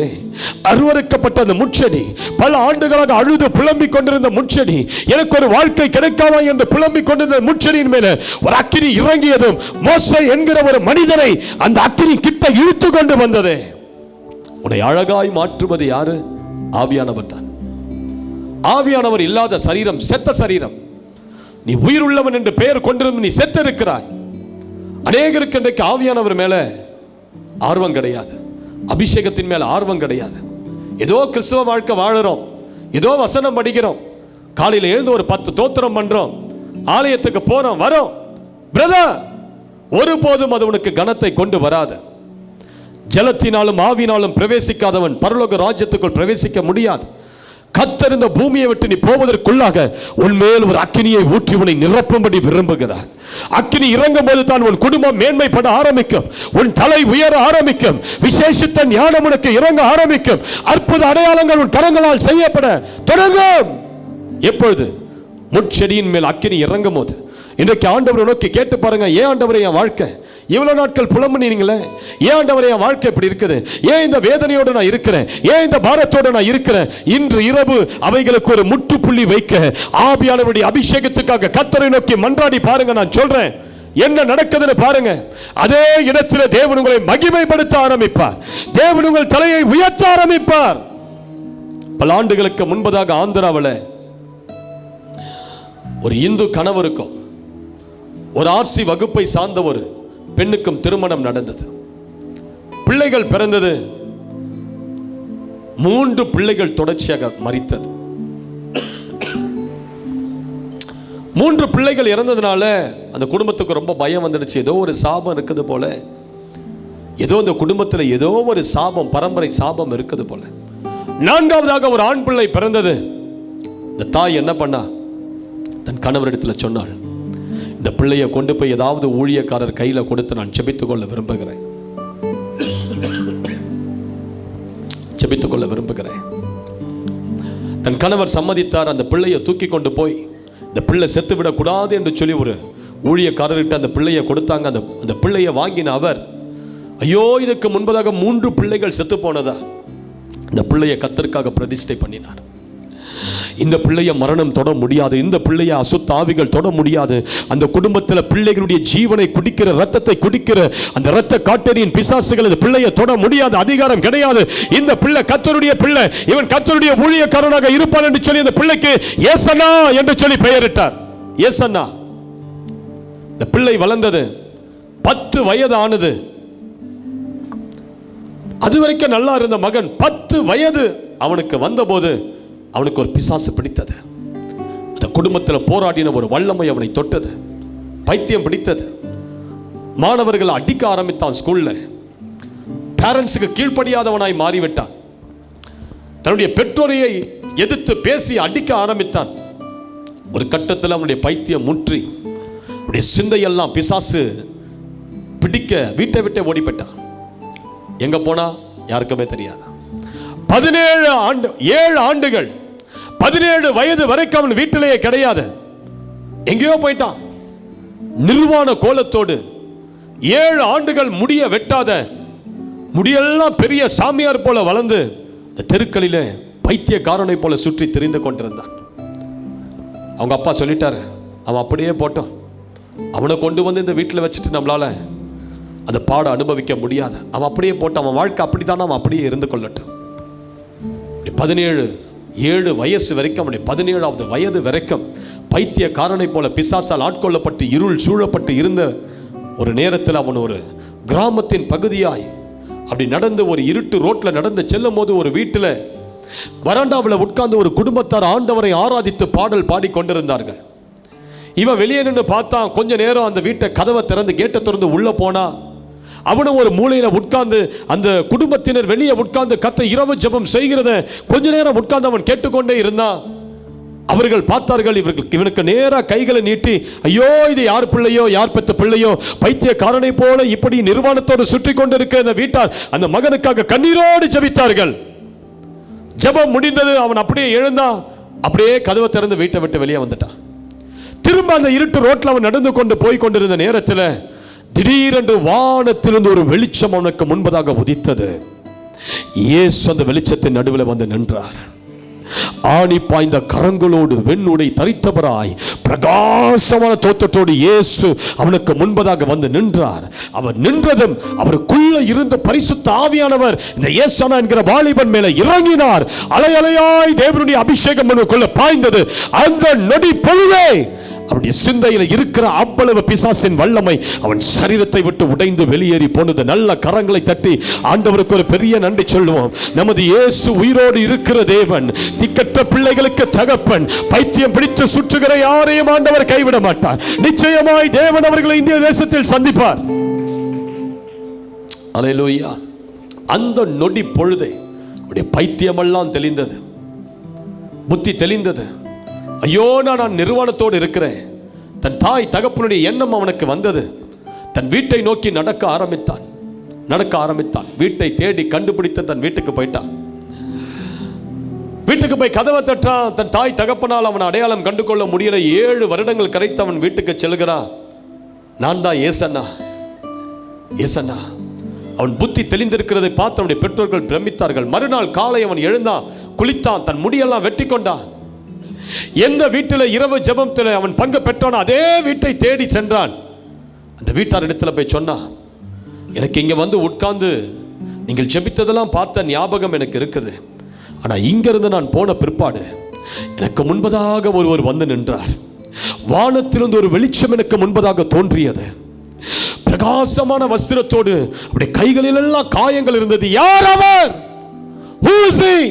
அவர்கள் சொன்னார்கள், அவர்தான் ஆண்டவராகிய இயேசு கிறிஸ்து.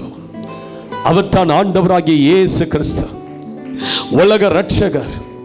கண்ணீரோடு இருக்கிற ஜனங்களை மீட்கும்படி வந்தவர், வியாதியஸ்தர்களை குணமாக்கும்படி வந்தவர், மரித்தவர்களை உயிர்ப்பித்து எழுப்பும்படி வந்தவர், நம்பிக்கை இல்லாத குடும்பத்துக்கு நம்பிக்கையை தரும்படி வந்தவர், அற்புதங்களை செய்தவர். 33 கோடி தெய்வங்கள் இருந்தாலும் வானத்தையும் பூமியும் படைத்த ஒரே தெய்வம் மரித்தார், சதா காலங்களிலும் உயிரோடு கூட இருக்கிறவர். ஒரே தெய்வம். பரலோகத்துக்கு கொண்டு செல்லுகிற ஒரே வாசல் நானே வழியும் சத்தியமும் ஜீவன் என்று விளக்கமிட்டவர். மரித்தேன், சதா காலங்களிலும் உயிரோடு இருக்கிற தெய்வம் இயேசு. இயேசு இயேசு.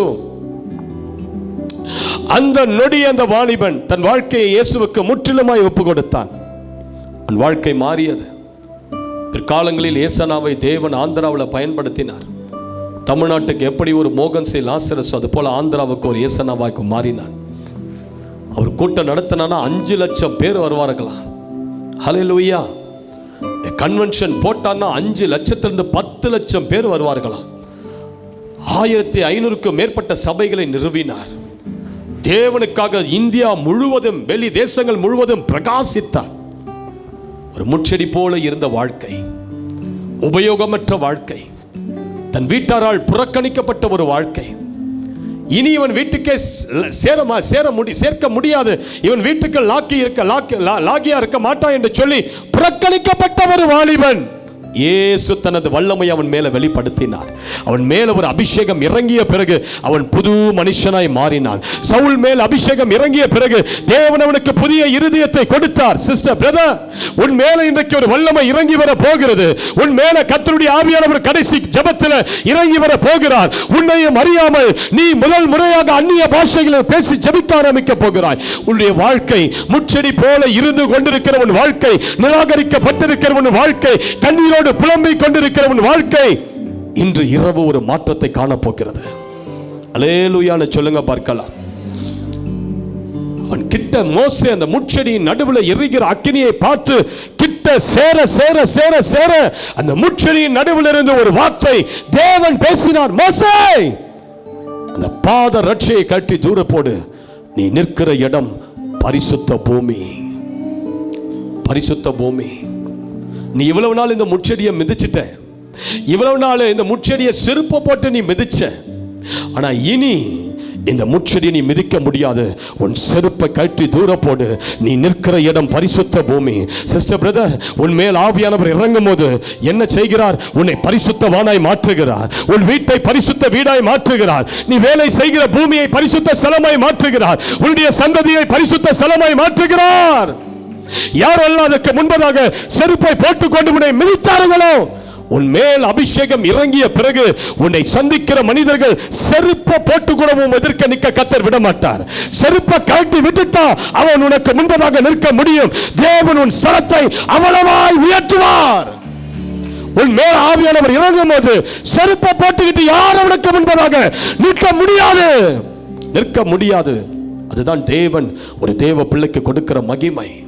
அபிஷேகம் இருக்கிறவனுக்கு மகிமை, தேவனுடைய வல்லமை இருக்கிற ஒருவனுக்கு இருக்கிற மகிமை அதுதான். ஒரு மனுஷன் அவனுக்கு முன்பதாக துணிந்து நிற்க முடியாது. அவர்கள் நடுங்க ஆரம்பிப்பார்கள். அல்லேலூயான்னு சொல்லுங்க பார்க்கலாம். அல்லேலூயா. உங்கள் வீடு பரிசுத்த பூமி. நீங்கள் பரிசுத்தவான்களாய் மாறுகிறீர்கள். உங்கள் வேலை ஸ்தலம் பரிசுத்தமாய் மாறுகிறது. உங்கள் தொழில் ஸ்தலம் பரிசுத்தமாய் மாறுகிறது. உங்கள் ஊழிய ஸ்தலம் பரிசுத்தமாய் மாறுகிறது. அல்லேலூயா என்று சொல்லுங்க பார்க்கலாம். எந்த பூமி சபிக்கப்பட்ட பூமி என்று ஆண்டவர் சொன்னாரோ அதே ஆண்டவர் சொல்லுகிறார், இது பரிசுத்த பூமி. அபிஷேகம் இறங்கிய பிறகு அது பரிசுத்த பூமி. அதன் சாபத்தை உடைத்து விட்டார். இன்று இரவு உன் வாழ்க்கையில இருக்கிற சில வல்லமைகள் உன் வாழ்க்கையை விட்டு வெளியேறி போகட்டும்.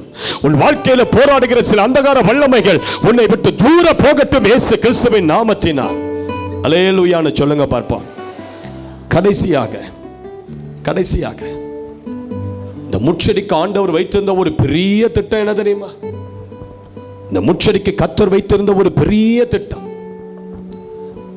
முதல்ல அந்த முட்செடிக்குள்ள ஒரு லீலி புஷ்பமாய் ரட்சிப்பாய் கர்த்தர் எழுந்தார். இரண்டாவது, அந்த முட்செடியின் நடுவில் ஒரு அக்கினியை ஊற்றி, இனி உன்னை யாரும் சபிக்கப்பட்டவன் சொல்ல முடியாது, நீ இருக்கிற இடம் பரிசுத்த இடம் என்று சொல்லி கர்த்தர் அதை அற்புதமாய் மாற்றினார். மூன்றாவது, தேவன் செய்த ஒரு பெரிய திட்டம் என்ன தெரியுமா? முட்செடியை உன்னை எல்லாரும் தள்ளினாங்கல்ல, உன்னை எல்லாரும் வெறுத்தாங்கல்ல, உன்னை எல்லாரும் நீ முள்ளுன்னு சொன்னாங்கல்ல, உன் வீட்டில் உன்னை கட்டி கொண்ட பிறகுதான் எனக்கு சாபம் வந்தது உன் கணவர் சொன்னார்ல, உன் பிள்ளைகள் சொல்லிச்சுல உன்னை பார்த்து, நீயா எனக்கு தாயா வந்த, நீயா எனக்கு தகப்பனா வந்த, ஐயோ உங்க வயிற்றுல பிறந்ததை விட நான் எங்கேயாவது நாய்க்கு கூட பிறந்திருக்கலாம்னு சொல்லி சில நேரங்கள் பிள்ளைகள் சொல்லி இருப்பார்கள். உங்களை அவ்வளவு நிந்தித்து அவமதித்து நீலாம் வேஸ்ட், உன் மேனேஜர் சொல்லி இருக்க கூடும் நீலாம் வேஸ்ட், உன்னை போய் தெரியாத வேலைக்கு எடுத்துட்டேன் பாரு. ஏன் இந்த வீட்டில் நீ பிறந்த? பெற்றோர்கள் ஒரு வேளை உங்களை நிந்தித்து அவமதித்து எவ்வளவு தூஷிக்க முடியுமோ அவ்வளவாய் நிராகரித்து இருக்கலாம். அந்த முட்செடி காத்துக்கொண்டே இருந்தது. அந்த முட்செடி தன்னுடைய நேரத்துக்காக காத்துக்கொண்டே இருந்தது. 2000 ஆண்டுகளுக்கு முன்பதாக இயேசு இந்த பூமியில தோன்றினார். என்ன பண்ணார்? அவருடைய ஊழியத்தின் கடைசி நேரத்தில், சிலுவையை அவர் அனுபவிக்க வேண்டிய நேரத்தில், மத்தேயு 27:29 சொல்லுகிறது, முட்களால் ஒரு முடியை உண்டு பண்ணி அவர் சிரசின் மேல் வைத்து அவர் வலது கையில் ஒரு கோலை கொடுத்து அவர் முன்பதாக முழங்கால் படியிட்டு யூதருடைய ராஜாவே வாழ்க என்று அவரை பரியாசம் பண்ணி அந்த கோலால் அவள் தலையை அடித்தார்கள். சிஸ்டர், பிரதர், நிராகரிக்கப்பட்ட முட்செடியா நீங்க? புறக்கணிக்கப்பட்ட முட்செடியா நீங்க? எல்லாரும் உங்களை தள்ளிட்டாங்களா? வீட்டில் வளரணும்னு நினைச்ச வீட்டில் இருந்து பிடிங்கி எரிஞ்சிட்டாங்க பிரதர். தோட்டத்தில் போய் இருக்கலாம்னு பார்த்தா அங்கேயும் சொந்தக்காரர்கள்லாம் தூக்கி எரிஞ்சிட்டாங்க பிரதர்.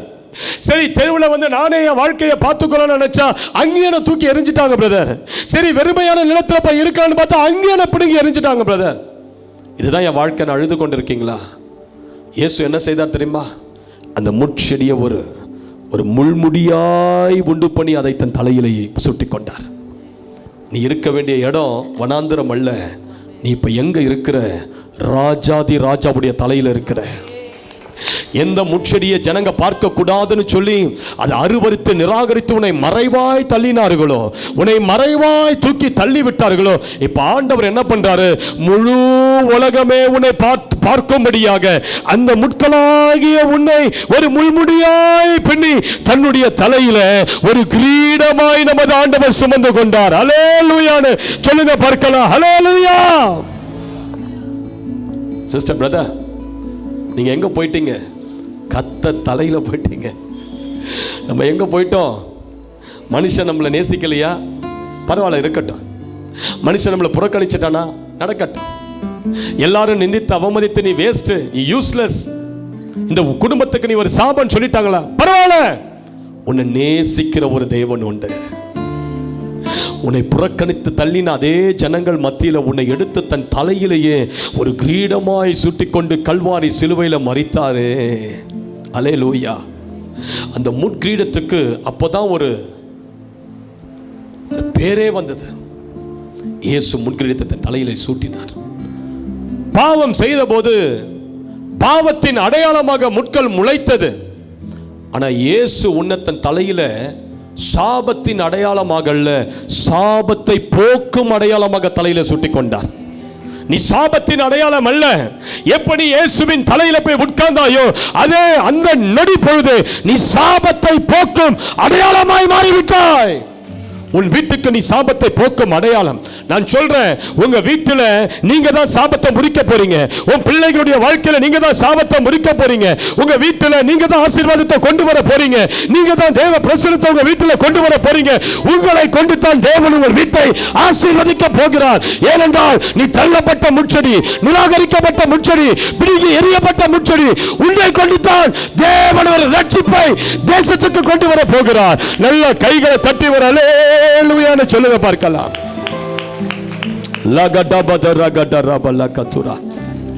சிஸ்டர், பிரதர், ஆண்டவருடைய தலையில அந்த முள்ளை சாதாரணமா வைக்கல.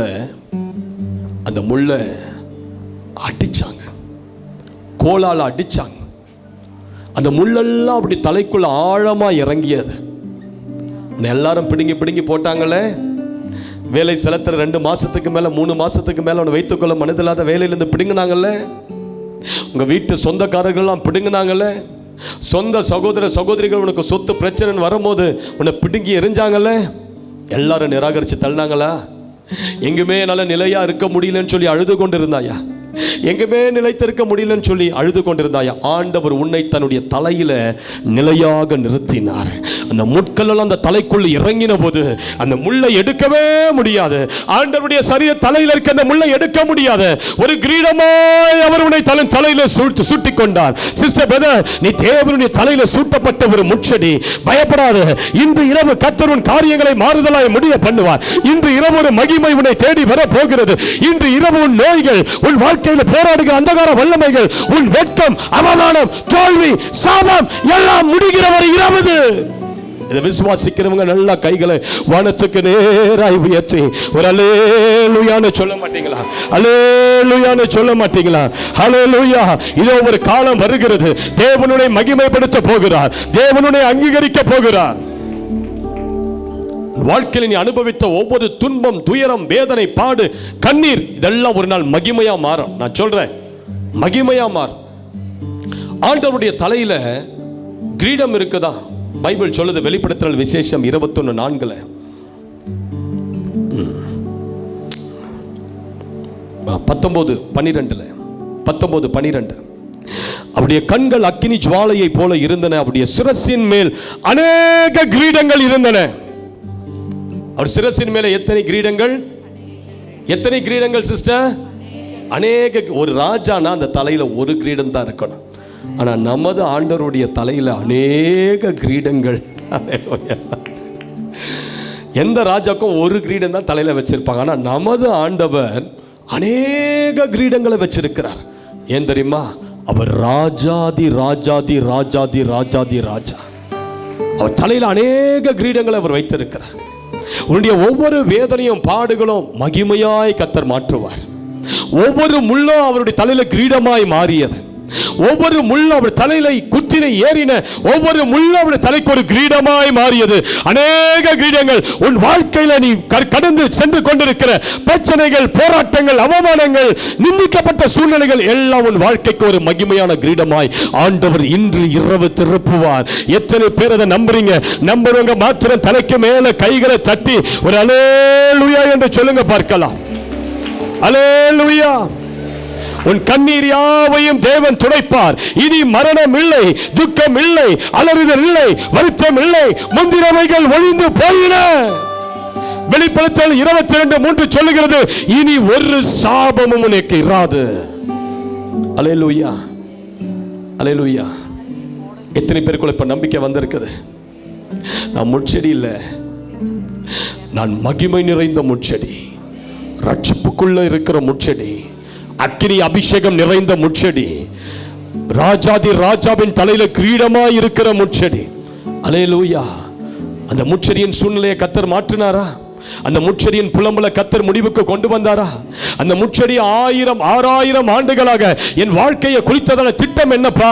என் வாழ்க்கையை குறித்ததான உம்முடைய சித்தம் 6000 ஆண்டுகளாக அந்த முட்செடி அழுது புலம்பி கொண்டிருந்த ஆண்டவர் சொன்னார், ஏய் வெயிட் பண்ணு, நான் வரேன். கொஞ்ச நாள் வெயிட் பண்ணு, கொஞ்ச நிமிடம் வெயிட் பண்ணு, நான் வந்துகிட்டே இருக்கிறேன். உன்னை குறித்ததான ஒரு பெரிய திட்டம் என் வாழ்க்கையில உண்டு என்று சொல்லி அந்த முட்செடியை காத்திருக்க செய்தார்.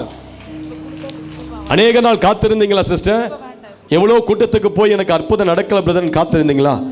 இன்று இரவு இந்த கூட்டத்தில் அற்புதம் நடக்கும். இன்று இரவு கர்த்தர் அந்த அற்புதத்தை உன் வாழ்க்கையில செய்வார். அநேக நாள் நீ வடித்த கண்ணீருக்கான தீர்வை கர்த்தர் இந்த கூட்டத்தில் உனக்கு கொண்டு வர போகிறார்.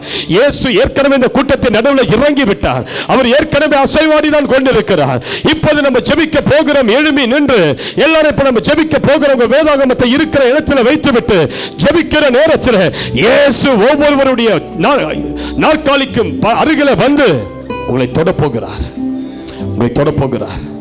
ஷாக்கா தரா கட்டா ராபா லக்கா துரா கட்டா ராபா லக்கா துராபா. ஹல்லேலூயா, ஹல்லேலூயா. எல்லாரும் இருக்கிற இடத்துல பைபிளை கீழே வைத்து விட்டு உங்க கண்கள் இப்போது கர்த்தரை நோக்கி பார்க்கட்டும். கர்த்தரை நோக்கி பார்க்கட்டும். இதுவரைக்கும் இயேசுவை யாராவது ஏற்றுக்கொள்ளாதவர்கள் இங்கே இருந்தால் இப்போ உனக்குள்ள அந்த லீலி புஷ்பம் முளைத்து எழும்ப இடம் கொடு. உன் இருதயத்தில் இயேசு முளைத்து எழும்ப இடம் கொடு.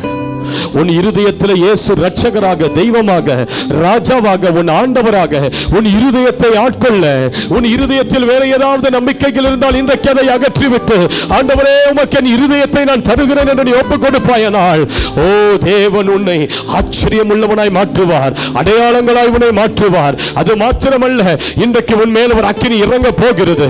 உன்னை அருவருத்த, உன்னை நிராகரித்த, உன்னை நிந்தித்த, செருப்புகளை கொண்டு உன்னை மிதித்த அதே ஜனங்கள் ஹல்லேலூயா உன்னை கிட்டி சேரக்கூடாதபடி உன் மேல ஒரு அக்கினி அபிஷேகத்தை கர்த்தர் கொடுக்க போகிறார். ஒரு வல்லமை உன் மேல இறங்கி வர போகிறது. இப்போது ஆயத்தப்படுங்க. கண்களை மூடி எல்லாரும் இப்போது ஜெபிக்க ஆரம்பிப்போம். கண்களை மூடி எல்லாரும் ஜெபிக்க ஆரம்பிப்போம். உன் பாடுகள், உன் வேதனைகள், உன் அவமானங்கள் ஒவ்வொன்றும் மகிமையாய் மாற போகிறது. லகா துரா கட்ட ரபா லகா துரா பலா. கர்த்தர் அநேகரை தொடுகிறார், தொடுகிறார், தொடுகிறார். சில சகோதரிகளை இப்போது தொடுகிறார், தொடுகிறார், தொடுகிறார். அவர் இந்த இடத்துல தான் இருக்கிறார். இங்கதான் அவர் உலாவி கொண்டு இருக்கிறார். இங்கதான் உலாவி கொண்டு இருக்கிறார். இதோ சிலர் மேல ஒரு அக்கினி கரம் வருகிறது. ஆணி பாய்ந்த கரம் உங்களை தொடுகிறது, தொடுகிறது, தொடுகிறது. இப்போது ஒரு அக்கினி உங்களுக்குள் பாய ஆரம்பிக்கிறது. ஒரு அபிஷேகம் உங்களுக்குள் பாய ஆரம்பிக்கிறது. ஒரு நெருப்பு உங்கள் மேல இறங்க ஆரம்பிக்கிறது. உங்கள் நாம அந்நிய பாஷைகளை பேச ஆரம்பிக்கிறது. அந்நிய பாஷைகளை பேச ஆரம்பிக்கிறது. ஒரு புதிய அக்கினி இறங்குகிறது. நிராகரிக்கப்பட்ட முள்செடியே அக்கினி இறங்குகிறது. அக்கினி அபிஷேகம் இறங்குகிறது. ஒரு வல்லமை உன்னை நோக்கி வருகிறது. வல்லமை வருகிறது. வல்லமை வருகிறது. அபிஷேகம் வருகிறது. பெற்றுக்கொள், பெற்றுக்கொள், பெற்றுக்கொள், பெற்றுக்கொள். ஒரு கரமுனை தொடுகிறது, தொடுகிறது. அபிஷேகம் இறங்குகிறது. சுழல் காற்றாய் சிலர் மேல அக்கினி இறங்குகிறது. சுழல் காற்றாய் அக்கினி. லபக துரபலா லீக டப துரகட ரப துரபல கத ரப ரீமா மரக துரிப லகட. இதோ ஒரு வல்லமை, பரத்தின் வல்லமை, பரலோக அக்கினி சிலர் மேலே வீசப்படுகிறது.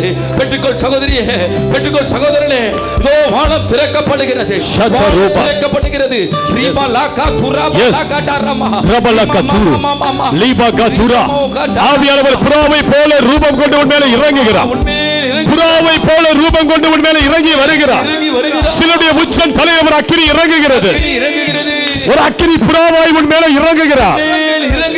இயேசுவை நிறைத்ததே ஆவியானவர் உன் மேல் இறங்குகிறார். உன் மேல் இறங்குகிறார். ஒரு அக்கினி இறங்குகிறது. உன்னை ஒரு அக்கினி கரம் தொடுகிறது. பெற்றுக்கொள், பெற்றுக்கொள், பெற்றுக்கொள், பெற்றுக்கொள். நீ நிராகரிக்கப்பட்டாயோ, அவமதிக்கப்பட்டாயோ, புறக்கணிக்கப்பட்டாயோ, இனி உன்னை யாரும் புறக்கணிக்க முடியாது. உன் சரீரத்தின் மேல் ஆவியானுடைய வல்லமை இறங்குகிறது. அக்கினி அபிஷேகம் இறங்குகிறது. ஒரு விடுதலை இறங்குகிறது. கண்களை மூடி ஜெபிக்க ஆரம்பிங்க. கண்களை மூடி ஜெபிக்க ஆரம்பிங்க. தேவ தூதர்கள் இறங்குகிறார்கள். தேவ தூதர்கள் இறங்குகிறார்கள். தேவ தூதர்கள் இறங்குகிறார்கள். அக்கினி இறங்குகிறது. வல்லமை இறங்குகிறது.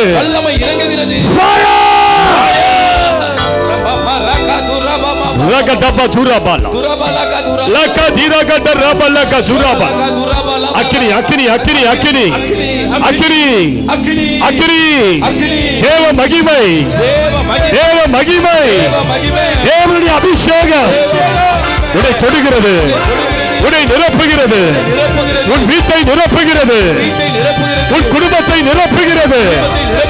பொல்லாத ஆவிகள் வெளியேறுகிறது. பொல்லாத வல்லமைகள் வெளியேறுகிறது. பொல்லாத வல்லமைகள் வெளியேறுகிறது. கட்டுகள் உடைகிறது. கட்டுகள் உடைகிறது. லபக ஜூரபல்லக. இதோ உன் வயிற்றில் இருக்கிற அந்த கட்டி இப்போது உடைகிறது. எல்லா பைல்ஸ் பிரச்சனைகள் சுகமாகிறது. எல்லா தலைவலியை கொடுத்த அந்த ஆவிகள் இப்போது வெளியே வருகிறது. வெளியே வருகிறது. வெளியே வருகிறது. அக்கினி இருக்கிற இடத்துல பேய்கள் இருக்க முடியாது. வியாதிகள் இருக்க முடியாது. அக்கினி இறங்குகிறது. முச்செடியின் நடுவில் இறங்கின அக்கினி. உண்மையான அக்கினி. பரிசுத்த ஆவியின் அக்கினி. பெற்றுக்கொள், பெற்றுக்கொள், பெற்றுக்கொள். வாய்களை விரிவாய் செர அந்நிய பாஷையால் நிரப்புகிறார். லக சூரகட ரபலக சூரடா. ஆவியானவருடைய வல்லமை இறங்குகிறது. தேவ வல்லமை, பரத்தின் வல்லமை, பரலோக அக்கினி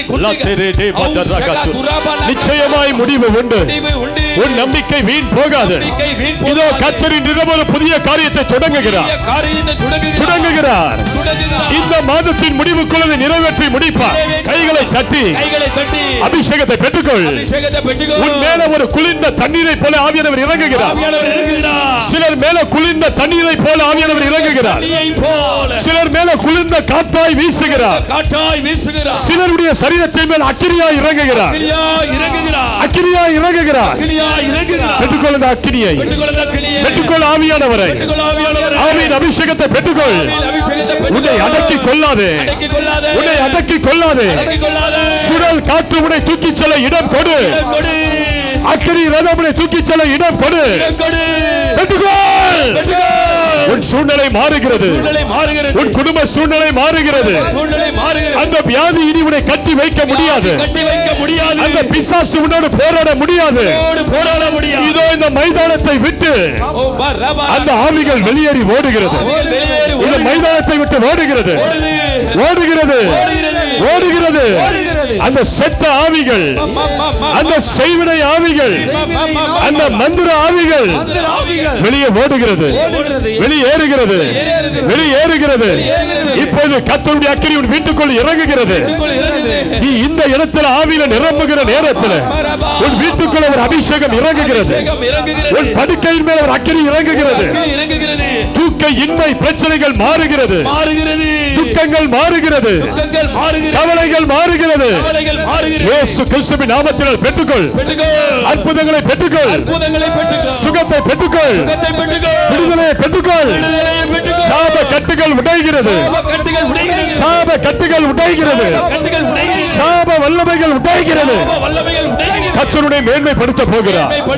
உன் வேலை ஸ்தலத்தில் ஒரு ப்ரமோஷன் வருகிறது. உன் தொழிலில் ஒரு ப்ரமோஷன் வருகிறது. உனக்கு ஒரு உயர்வு வருகிறது என்று கர்த்தர் சொல்லுகிறார். உயர்வு வருகிறது. உன் தலை உயர்த்தப்பட போகிறது. உன் ஊழியம் பெருக போகிறது. லகா ஜூரா கட்ட ரபா லகா ஜூரா.